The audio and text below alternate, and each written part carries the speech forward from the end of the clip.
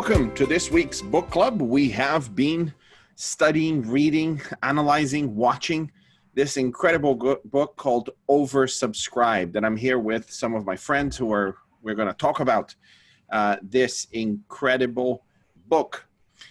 Oversubscribed is the underlying strategy that we've been using at the General Conference Communications Department and all of our projects. We try to move in this direction, although it's very, very difficult when you have a church organization to move in that direction. And we will see why in a few moments. So here is the fundamental basis for what the book is saying. You need to have people lining up outside your doors, waiting to do business with you. And you cannot have more supply than there is demand. So in other words, control this supply and demand setting ratio in a way that more people want to do business with you than you can provide. Now, this is fundamentally problematic for churches, and I'll tell you why. We are always compromising when it comes to delivery because our goal is information transfer. And we live in a world where information is transferred freely. People don't want to pay or give anything to have information. You give out information for free and you charge for implementation. So what is the implementation that a church can provide? What is that actual something that they would pay for, even if it is with non-financial means? There is always a cost. What is it that they pay? And churches think, okay, this is what we're going to do. We're going to get this to the maximum number of people possible. Okay, so what is the goal? Let's say Bible studies. We have our funnel. You have engagement. Then engagement is offering prayer. Beautiful. Then Bible study, connection to a local church, baptism, and mission involvement. In other words, turning people into what they call evangelists. And what does this mean for us? This is a very complicated set of circumstances because we don't like saying no to people. So the idea that we're going to say, yes, we only have 100 places to offer Bible studies and 4,500 people wanted to have Bible studies. And we're opening the registration for this special series on Monday. And if you miss it, it's gone. We don't want to do that. We want to serve all 4,500. So the question becomes, how do we serve all 4,500? This is what we do. We just send them to an online Bible school and an online Bible study. That's what all of our ministries have done. And it hasn't worked in the past in the digital world. I can tell you with great level of accuracy that this hasn't worked anywhere in the world. It doesn't matter where you try it. It just doesn't work. Sending people to a website where they can follow Bible studies, it doesn't really matter how beautiful the Bible studies are or how wonderful the experience. They won't do it because if they wanted information, they just go to YouTube and type it. There is no delight in going through a website on your own, learning the Bible. So one concept that Daniel Priestley brings out is the idea of excellence, of over-delivery, of delighting your customers and the people that want to engage with you. Now, in everything that you do, you need to be amazing at everything that you do. And we don't know how to do that because we don't know how to say no. So instead of saying we can only take 200 Bible studies in small groups of 5, and we're going to do this every week, very engaged, very personable, very direct, a wonderful experience. Instead of saying that, we say, we can't just have 200, so we're going to have 4,500. And what happens in the end is that none of the 4,500 finish a series of Bible studies. And so you end up with nothing. But at least you can say that 4,500 people decided to study the Bible. This hard lesson I went through recently in a recent campaign that I took part, and it was a very hard lesson. And we're now trying to learn how we take this to the next level in a different way by having, a more delightful experience where people have guidance through that process. So this isn't easy to do. creating and delighting people is not easy to do. But at some point, you need to do it. How do you create that connection to the local church in a way that when they do visit a local church, it is a delightful experience? People invite them for lunch. They never experienced community like this before. And they decide, this is it for me. I need to know more about these people. You see, that's a complicated set of how can I put this? A complicated set of steps that you need to take, because it's not up to you. So if you are a digital evangelism leader somewhere in the world, there will always be moments where it's not up to you. You tried your best, but people just don't want to delight visitors. There are some churches that people go to, and honestly, you'll have the life sucked out of you because it's so boring. There is no delight at all. And there are other churches that will absolutely cause you great delight, and you'll keep engaging and you'll keep wanting to know more. So this connection to the local church, this connection to everything that is happening within your organization is incredibly important. Any other thoughts that any of you may have at this point about this tension of reaching as many people as possible, and then, or the opposite is limiting it to a very small number that you can actually delight according to the capacity that you do have? How do you see this going forward?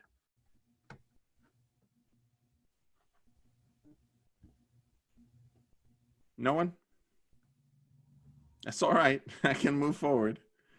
Okay, let me give you an example. Here is, okay, I have, so Dave is saying it's important to keep up excellence. Absolutely. And we now have 50 people with us. Jeannie would like to say something.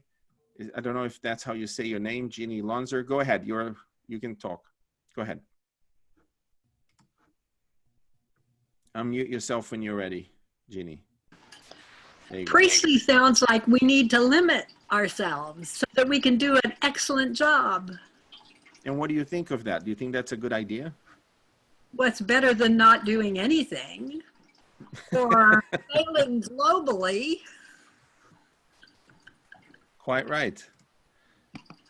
Let me show you something that is troubling me day and night.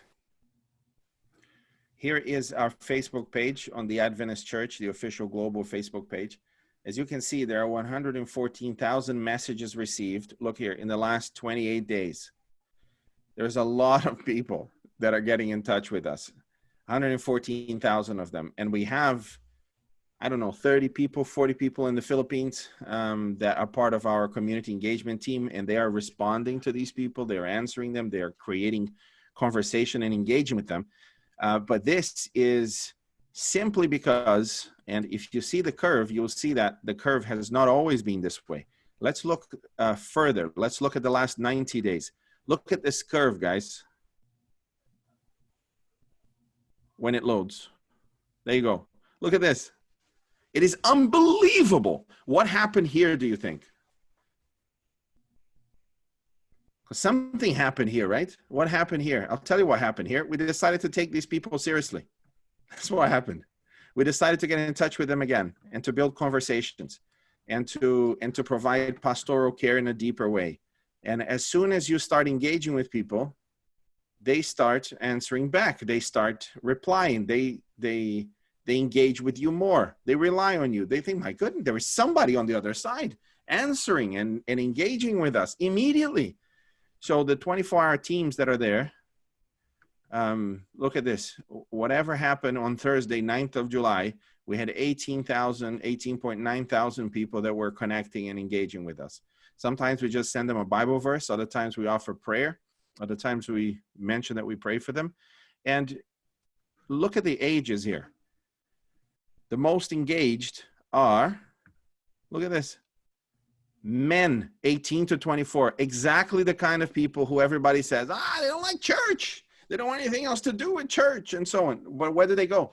Where do they go when they're lonely, when they need prayer? Where do they go when they need somebody to listen to them? Well, they go online, it seems. They find a social media page of a church like ours, and they connect with us. And there you have it. Okay, now here, the people that are talking to us the most are male. It's men that are mostly interested in online dialogue. This absolutely blew us away. Why are we getting these? Because we're paying attention, because we're contacting people, we are caring for them and providing them a delightful experience. Yes, Alyssa?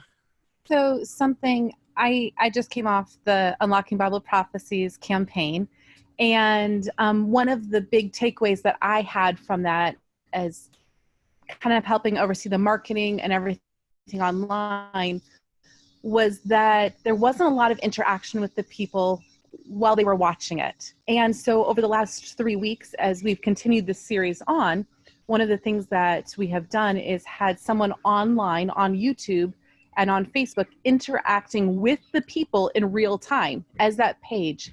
We have found that the response rate is going up because people now see you not as just posting something, but as investing in them. We're responding to them individually. And it's kind of going back to what you're saying. We're seeing more people signing up for Bible studies. More people are putting in their prayer requests.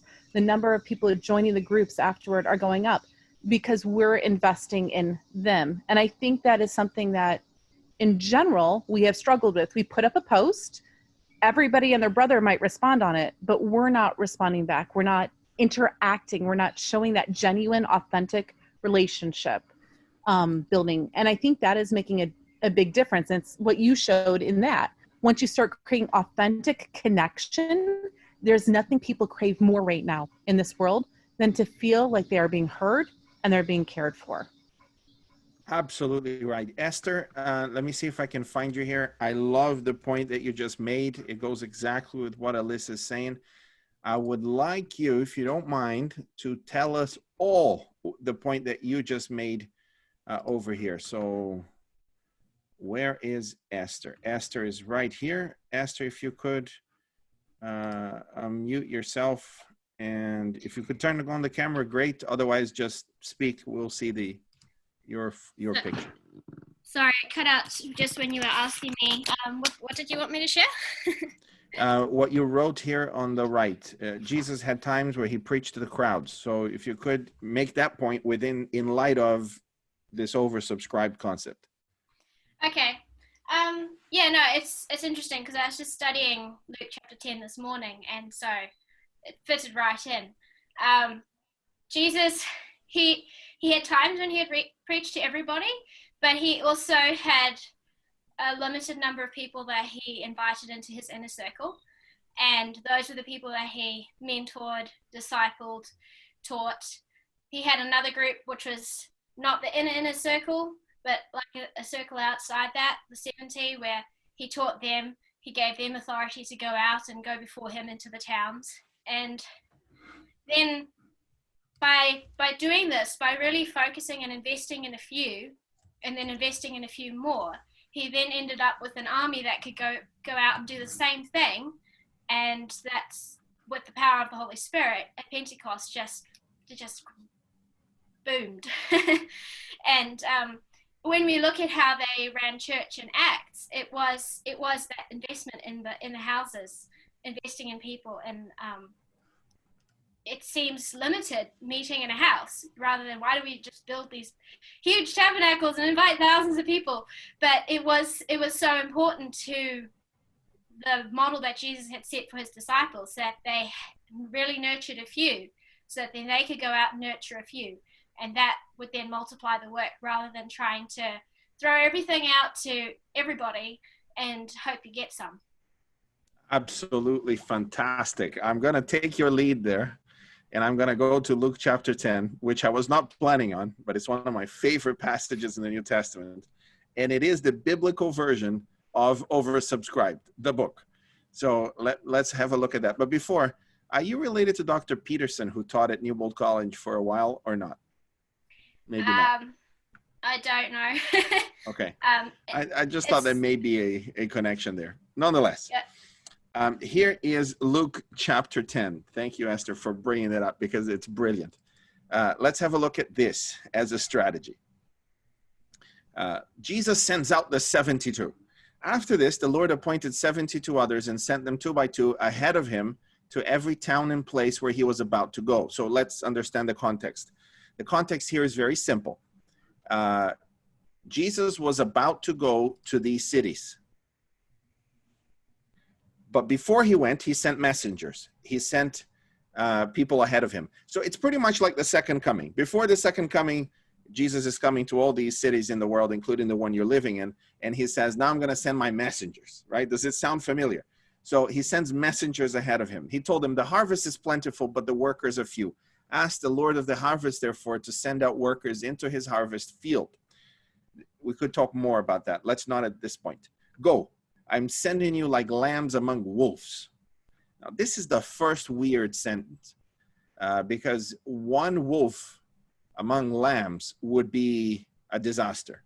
Now, one lamb among wolves would be absolutely devastating. So it is going to be dangerous. It is going to be complicated and complex, but that's where the mandate is. Now it says, do not take a purse or bag or sandals, and do not greet anyone on the road. So this is a problem because we like committees and we like meetings.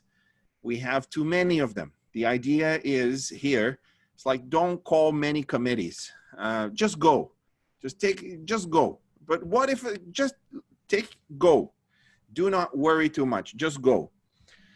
Some of us are attracted by that idea. Others, this is their version of hell. You know, how can I go unprepared? I need to know everything about this. Sometimes you don't. Okay, verse 5.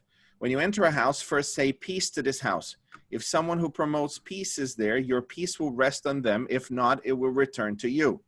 Stay there, eating and drinking whatever they give you, for the worker deserves his wages. Now, this is a very important sentence. Do not move around from house to house. I'll let that sink in for a minute. Do not move around from house to house.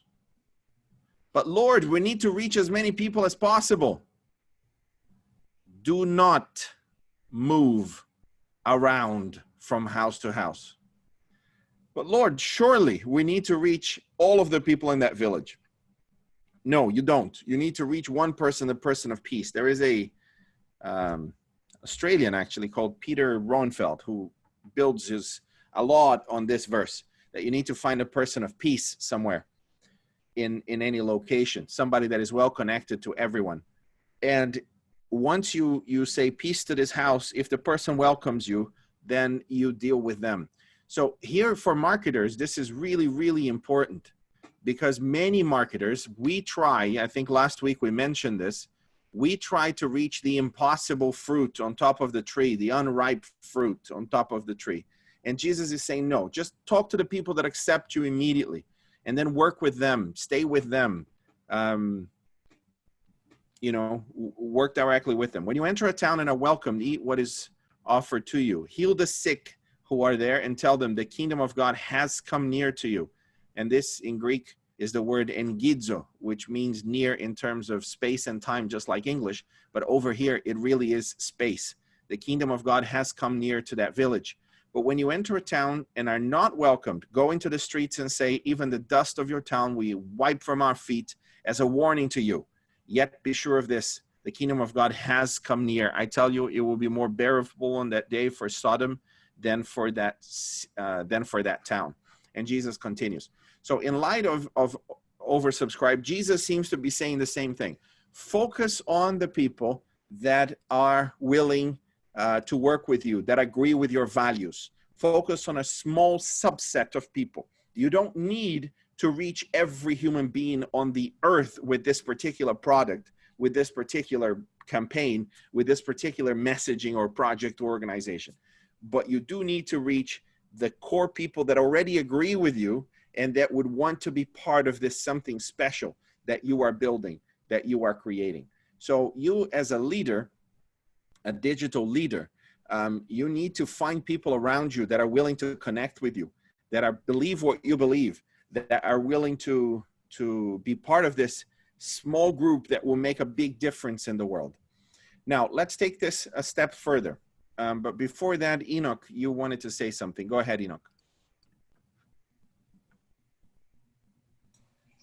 Yes, I just wanted to comment on what they have also said. You see, when Jesus sends out these people to specific places, I look at when I target, for example, I've gone for a crusade somewhere, an evangelistic campaign, and I target, let's say, sometimes we look so much on numbers that I want to baptize 1,000 people, I want to baptize 10 people, and when you find only one soul has come to Christ, sometimes we feel so disappointed because we feel like nothing has happened in that, as in I've not done much. But I'm looking at focusing on one person who will truly, as you've just said in the text you've read, somebody who you share the values, or somebody who really you've impacted in. And this person turns to be a true follower of Christ, and at the end of it, you'll find the whole village has turned to follow Christ, because this person had a real commitment to turn his life back to God, than making 100. When you go back later, you find they have fallen back. You only have 2 remaining. So it's good to narrow down to a specific target, if it's one person or 2 people, but who will create an impact in the rest of the people. Absolutely. Thank you for that, Enoch. Let's move forward to the next concept, which is the idea of keeping people informed and then offering a deadline for them to sign up, or for them to buy, or for them to, do something. I worked as a call porter for many years. And one of the things that we talked about was the fact that you want people to show interest. You want to get them to show interest. We don't just go there, and it's not everybody who's going to buy the book. As a call porter, I remember one day our leaders gave us go for no challenge. It's like, how many times can I hear someone say no? Because the more people I heard say no, was more likely I'm going to hear more people say yes. So one of the things that you want to do is to create a demand. You want to make it so that you're telling people that you have this fabulous product and they want this product. And it goes against, as Sam has said earlier, everything that's in our mind. But what you find are people who are more committed to wanting what you have, and they're going to stay longer. If you know that you are one of only 100 slots, you are more likely to tune in because you got one of those 100 slots. When you know that only 100 people can get in on a Black Friday special or something like that, you want to be one of those people. Sometimes even if you don't want the product, all of a sudden you want that product. You figure out why you need that product. And I think it's really about the micro commitments as well, right? Because if you can get them to commit that they're interested, then you've got more chance of the upsell later on. Absolutely. One of the things we were always taught was to get people to say yes to a lot of little things, so that they can say yes to the big thing when you get them there. So I might be like, so is your name Martha? Yes. Oh, okay, well, fantastic. And so these are all your children, right? Yes. It's like the more times you can get them to say yes, then when you say, so did you want to buy this entire, storybook set for your children?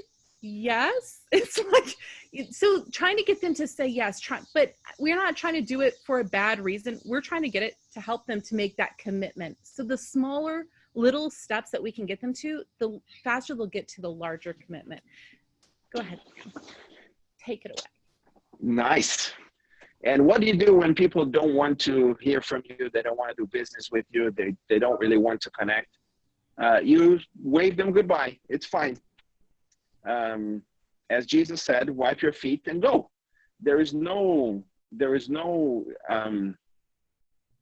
sin in saying, okay, I'm going to move on. It's fine. It's important.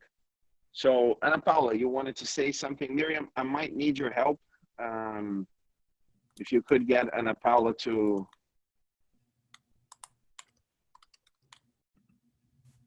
speak, please.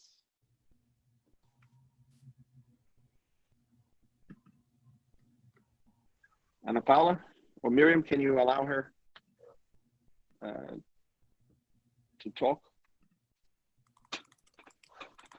Maybe not. I can't do it from my phone, it seems. Okay, Ana Paula, go ahead.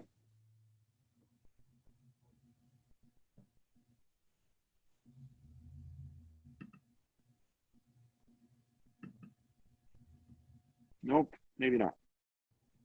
This is a lot harder from the phone, guys.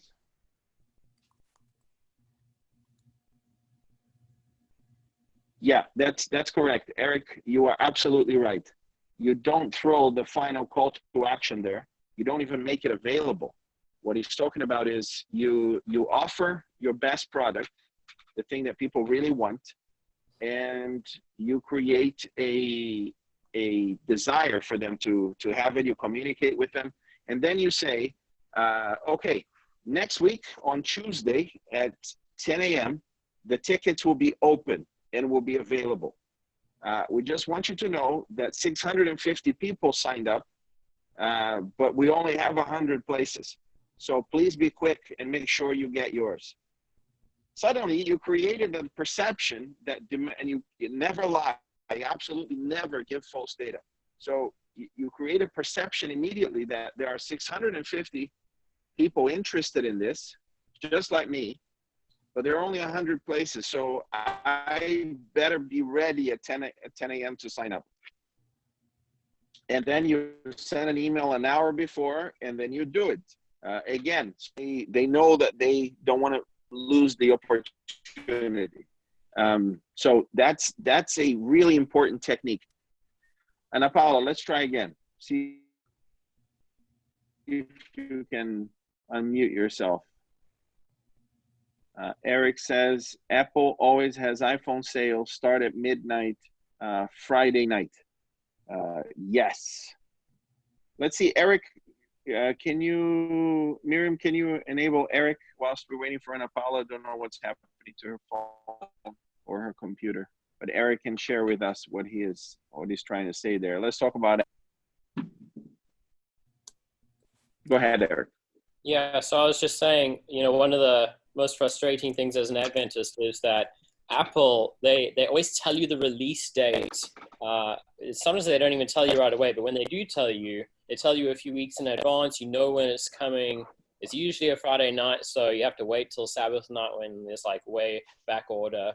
But it builds that hype and that demand so that you're like, oh man, I was 3 seconds after midnight, or after sunset rather, and like now it's too late because you have to wait an extra 3 months. And it just makes that demand seem so much higher. Yeah. I remember when the first iPhone came out, and those releases used to be on a Tuesday morning for the first many iPhones. And I know this because I was there, waiting in line every single time, all night. I would arrive at around midnight or 1 a.m. with a chair and a couple of crazy friends. And we would talk and wait, and it created an incredible culture around this thing. Because you just don't spend 6 to 8 hours with strangers without creating some connection with them, because they're there for the same reason you are. So it was a weird experience every time. And when you have that phone, you feel differently about the whole experience and about the company, because you invested time and effort and you didn't want to miss it. There is a concept of missing something. People would be more upset for losing $10 than they would be happy for gaining $50. And that was an incredible finding. I don't remember which book mentioned it, but people are more scared of losing than they're happy to gain. So they don't want to miss an opportunity. And if you can frame it in this way, it will be wonderful. Do we do this in any of the things that we do as a church? Eric, have you seen that before as a church? Have we ever done this properly in your experience? Apart from events like Gain and other events. I've done this to previous Gain events, and I first tried it in Brazil when I first read Oversubscribed. I did it for the Gain conference in Brazil, and we usually get 200 people. For the Brazil conference, we had 960 people. I did it the other year, and every year we do the same. Registration opens on Tuesday, and we have 3,500 people interested, but we only have 250 spaces, and it just works because people signed up quite quickly, and most of the seats are taken within days. I've not seen it in the church much. I've also not used it in the church. I've used it with organizations, but yeah, there's definitely room to innovate there. Maybe the closest way that we're using it right now is with coronavirus, saying, "Hey, look, we can only fill to 20% capacity." Sorry. Oh, that's funny. Coronavirus helped us to follow the oversubscribe technique. Let's move to a question that I have for you guys. There is a lot of dropout in the entire funnel. The greatest dropout so far in digital evangelism happens between decision to study the Bible and going through a Bible study. Most people, like 95% of people, give up either at the beginning, middle, or toward the middle, beginning or middle, of actually going through the Bible study process. Do you think that it's worth trying a payment methodology where they pay something to join the Bible study, they get a Bible or something out of it, which is more valuable than what they paid? But that means they have invested something, and therefore they're more likely to continue. I need to hear your thoughts on the chat. And Miriam, would it be possible for you to create and release a poll with that question? I know we said no more polls, but I think this one is an important one. So if you could see if you can do that. Otherwise, go ahead in the chat, guys, and tell me what your thoughts are. We save the chat, and I read every comment afterwards, by the way. So if you could just let us know your thoughts about this topic. Should we charge a nominal amount and send them a gift more valuable than what they paid, just to get them serious enough on the Bible study to go through the whole process? Would this be a good technique or not at all a good technique? And obviously we'll have a limited number of those Bibles to send out, a limited number of tickets, a limited number of available spots for them to join. Apparently I can't create a poll from this login. I can only launch it, so what's already there. So you'll have to get responses in the chat. Okay, chat it is. Let's see what people are saying. So in my past business before this, we actually did this often, where it was like the first 12 people could come in and join something for 1 month. It would be the most nominal fee ever, but you'd have a lot of people who want to do it. And they were actually very committed. And it actually kind of goes, again, back to my co-putter days. We never, like, if we were going to just leave them, even with just the steps to Christ at the end, we still tried to even get $1 from them, because that dollar made it more likely to hold value in their opinion. They were more likely to read something if they pay $1 than if you just hand it for free. If you hand it to them for free, it goes in the trash can. And this is kind of maybe, I actually don't think there's a problem with a small fee. I'm talking about, it could even be $5. What it is people just have, like, they put value often where they put their money. We've heard this saying that, show me your checkbook and I'll show you what you value. Show me where your money goes. I'll show you what you value. And I think clearly that and this is so contrary to everything we believe. And I'm not even reading these comments over here because, my thing is that it's contrary to how we always perceived it. But I actually think that people have to understand and value something, and they don't often value free stuff. Even if it's your time you're giving, they don't value you. That's correct. I'm reading through here, and Jesus would put it this way, Alyssa: where your treasure is, there your heart will be also. So it's Hollywood will tell you that where your heart is, your treasure will be. So where your heart is, you spend money. Where your heart is, you invest your time. Jesus said it's the exact opposite of that. Where your treasure is, there your heart will be also. First, it's a rational decision of putting your money somewhere. And there are emotional points to this, obviously. But the more you give to something, the more invested you are. I was a local church pastor for many years in London. And one of the things that I liked saying to husbands, especially who wanted to leave their wives, is, okay, this is what we'll do. You will spend a quarter of your salary every month for 3 months on her, doing something special for her, buying something for her. that money is hers. At the end of 3 months, we talk about divorce again. And it never happened, because where they spend money, suddenly their heart was there. And it's the same with the church. You would find that when you are faithful and you give your tithe and offerings, even at great sacrifice, you end up giving your time. You end up giving an incredible way of looking at this, because if you invest in something, your heart will be there. And if your heart is there, then you would give what is needed in that process. So let me see here. There are 2 questions. Initial Bible study could be conducted with something free.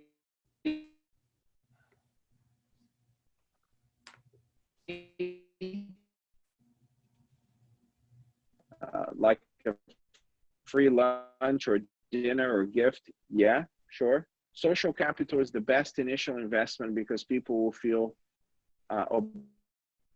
obliged to attend. IMHO. I'm not sure what that means. In my humble opinion. In my humble opinion. The idea. Go ahead. Toby? Yes.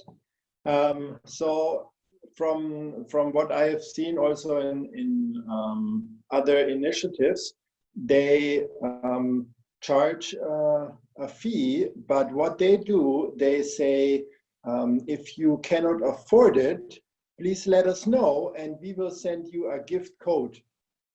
So also, like there are some famous places over in Europe where you visit and it costs like $35.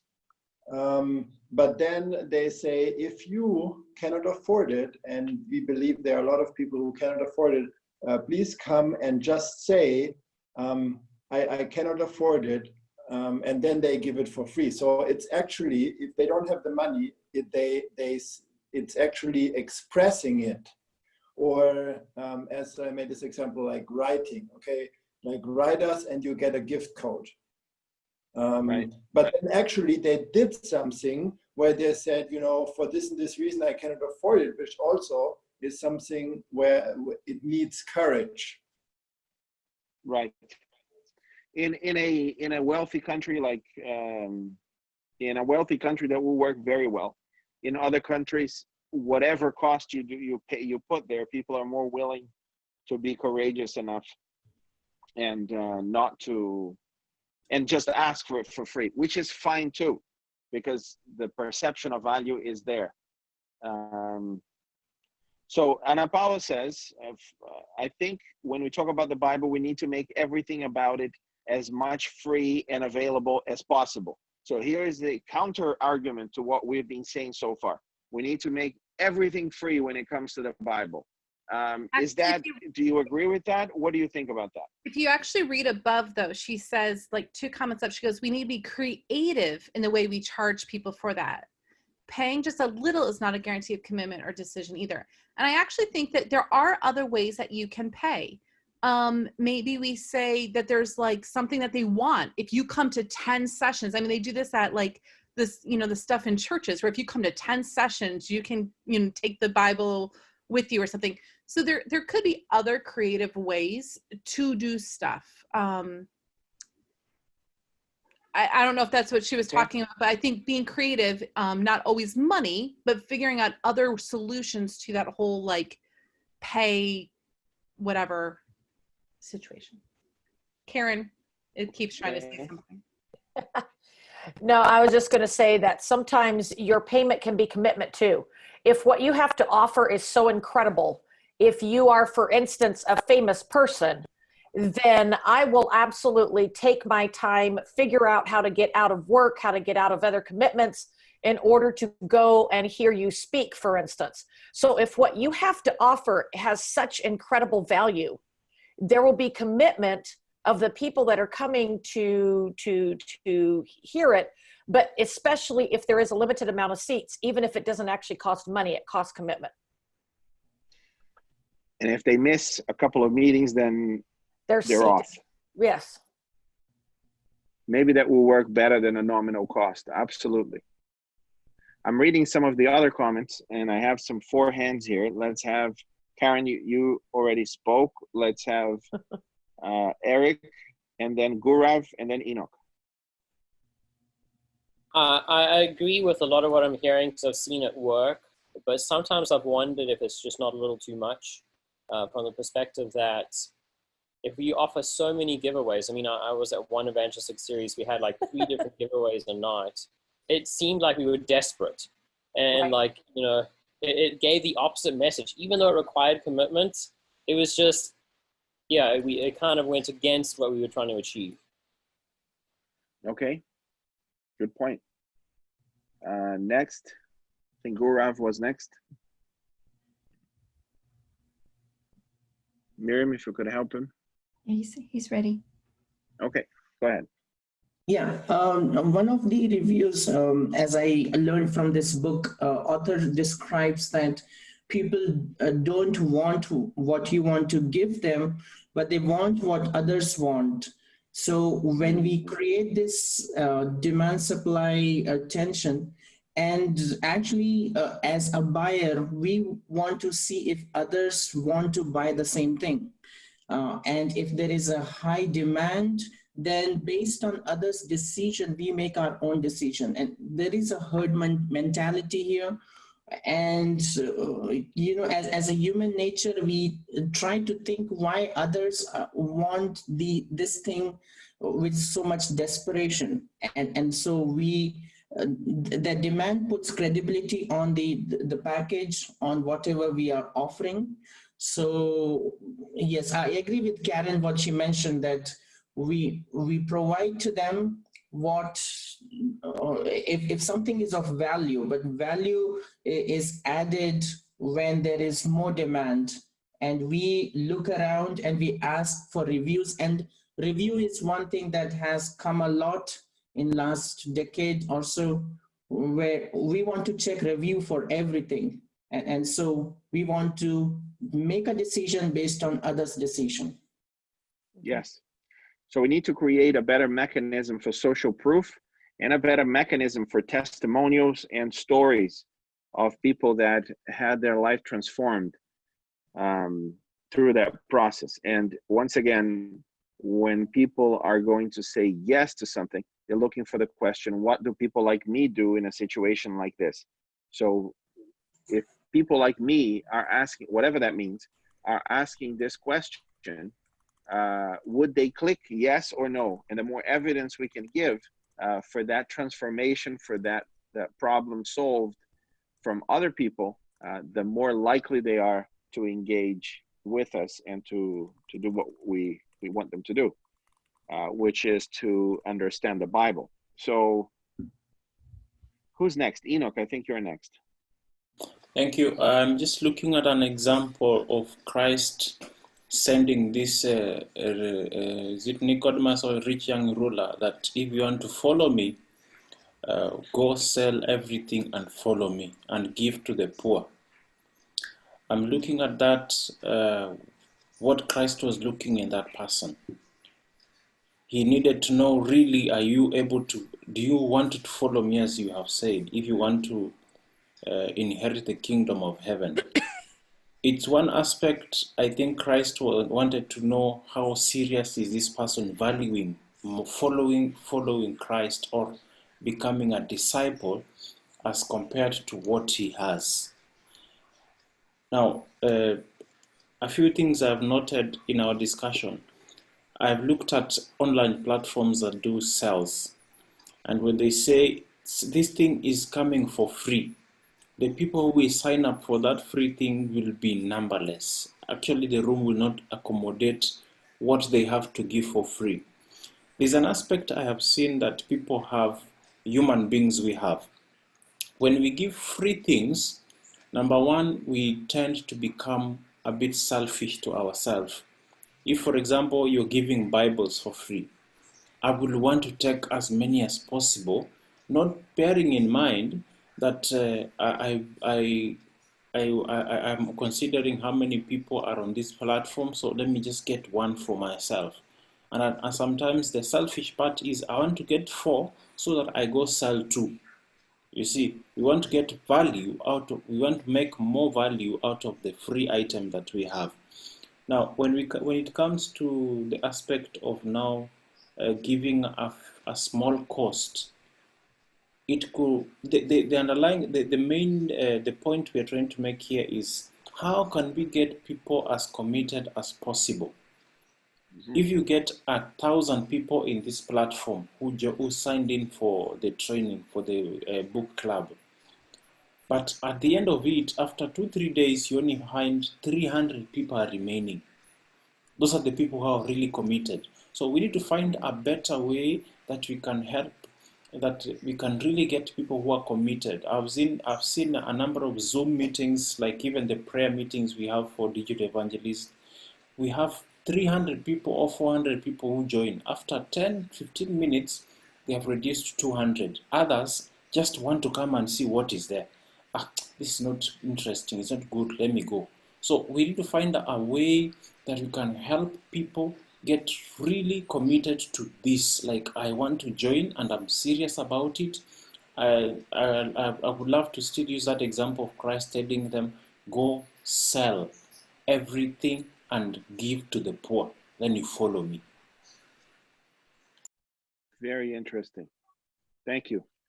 I see some good comments here about instead of the money paying for whatever, it is to sponsor event resources or connect people. I had this recently with The Chosen, which was a series. It was free to watch, but if you liked it, you would be able to sponsor someone else streaming the service. And I sponsored, I think, 15 people to watch it. And then they sent me notifications about the name of the person that I had sponsored for them to watch that episode. And it was a different way around it, but I became an evangelist of it. I see other people mentioning Dwell, the Bible app. I don't know it. I will check it out now that you're mentioning it. And it's another model. So Daniel, you have your hand up. Go ahead, sir.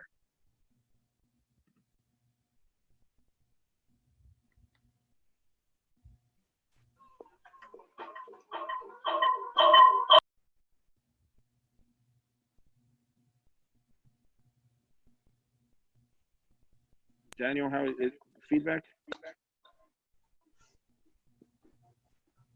Try again, Daniel.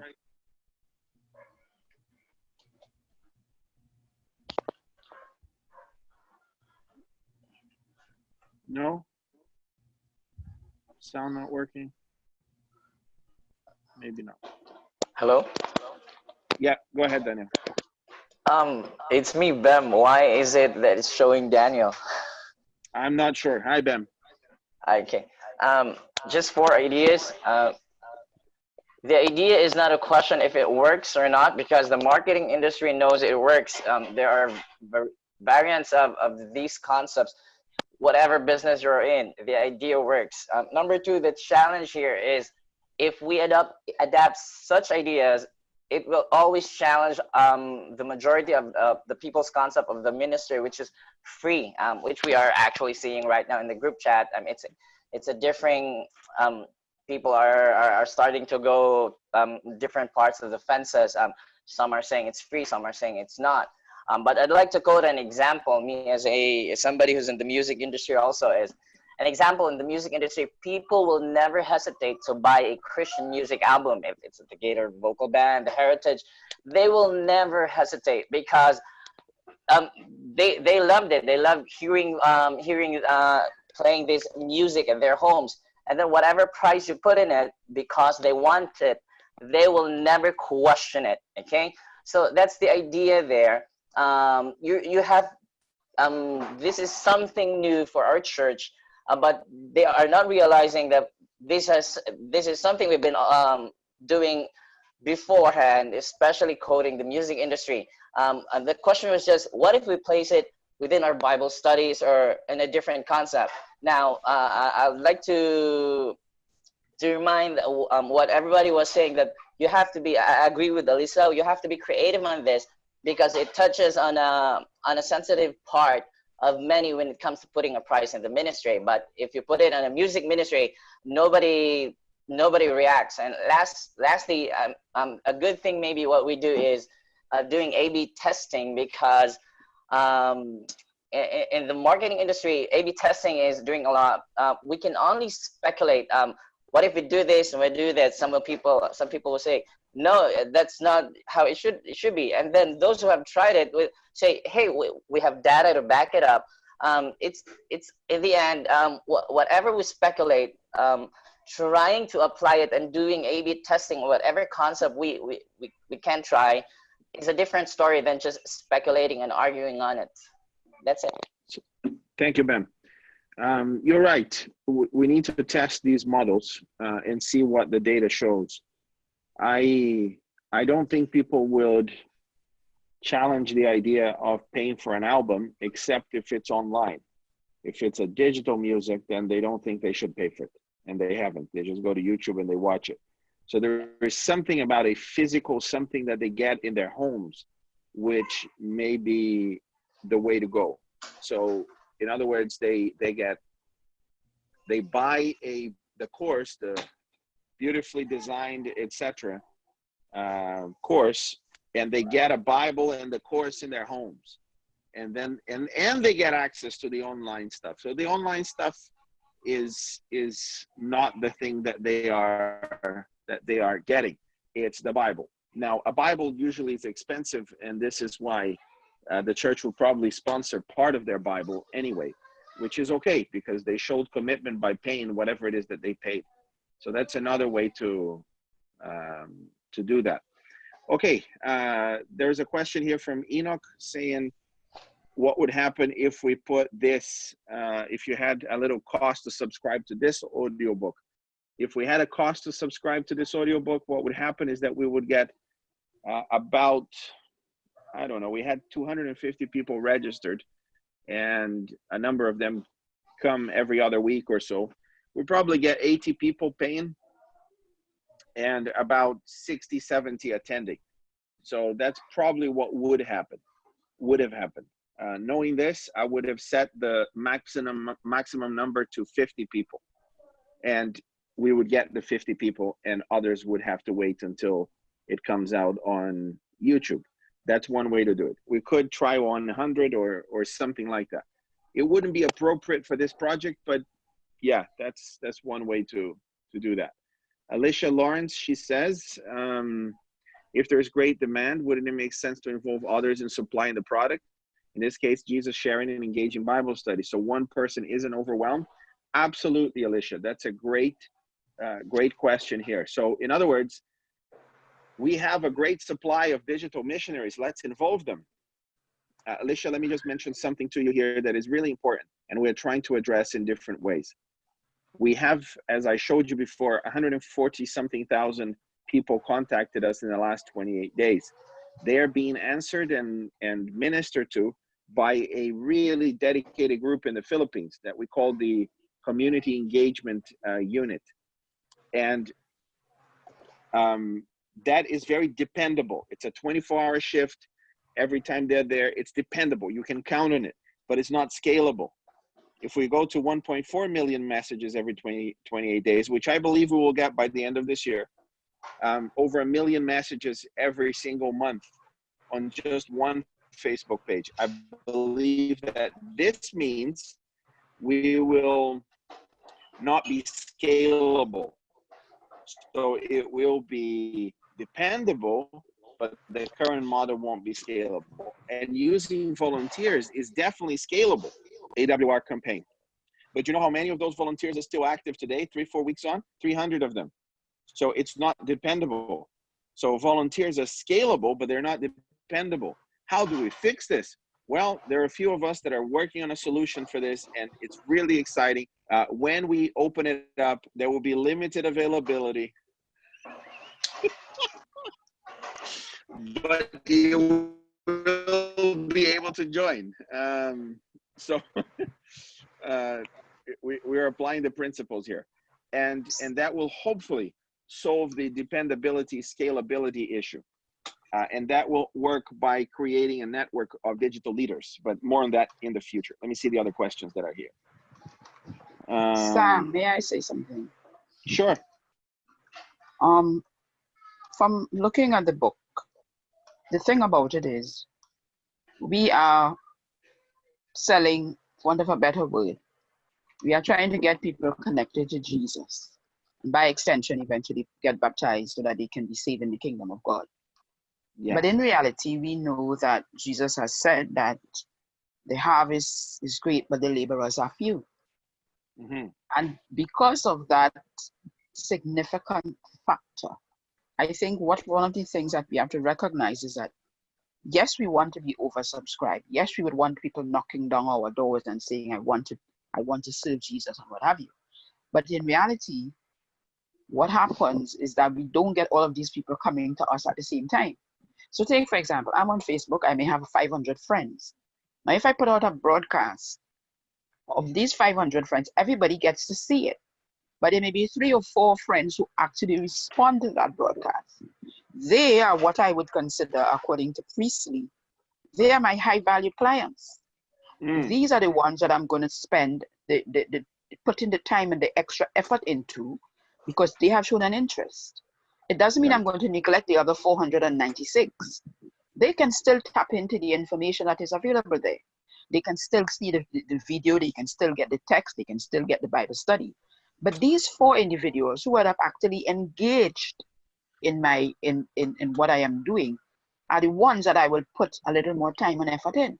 So when these 4 now make the decision to follow Jesus and to get baptized, they now become part of the pool that can now go out and do for others, as I am doing presently. So I think it's the principle that Priestley, at least from what I get from the book, because it's not a product, it's really Jesus. And based on that principle, we can invest our time and effort accordingly. Absolutely. Thank you. That's an excellent comment. Thank you, Alicia. Good. Well, guys, we've reached 1 hour.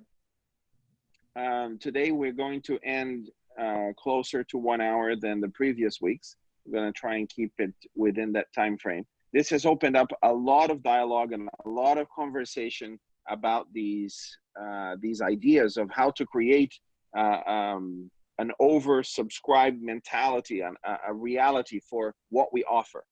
It is difficult because what we offer is free, and at the same time, it costs them everything. Christianity, following Jesus, is free. Absolutely right. And salvation is free, but it will cost you everything. There is no area of your life that doesn't require change.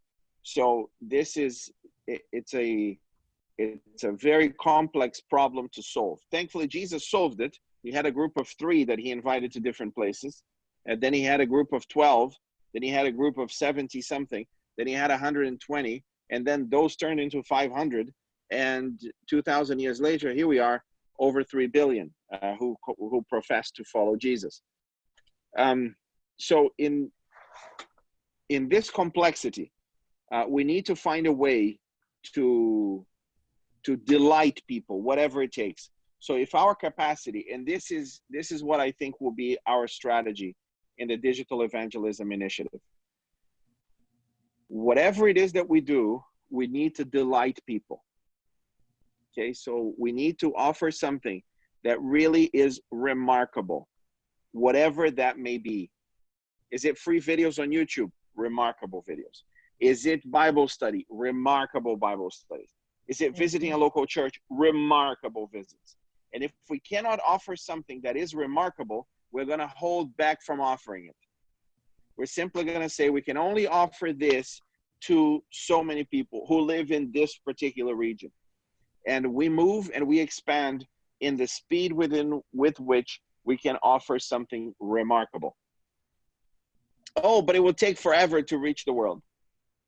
Yes, it will take longer, but it will be more possible because those evangelists that will come from it, they will be able to take it much further than any of the core team would be able to otherwise. So those are some thoughts from this book. Next week, we have the next book, which is called The One Thing. And that's a very challenging book because all of us are trying to do everything. So the book, The One Thing, is a good reminder to me about some things that we need to fix. Reading this book again was fantastic because I had forgotten some of the concepts. And so it's a good reminder. At the same time, last week, I read another book by Daniel Priestley called 24 Assets. And it was, again, an incredible book.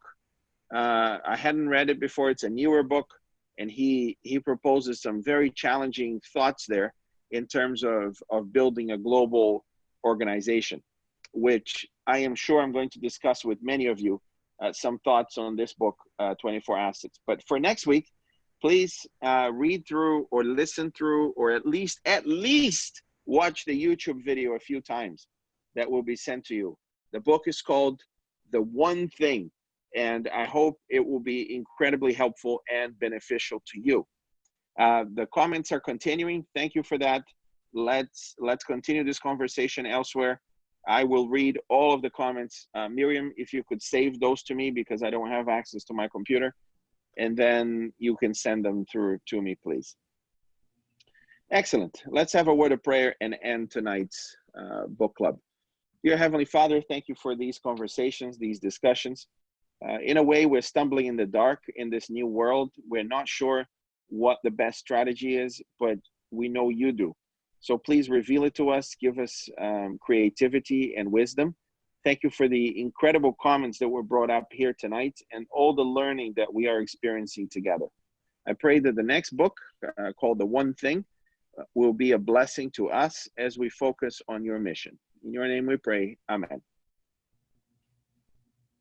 Thanks, everyone. Bye. Have a great evening, morning, afternoon, depending on where you are.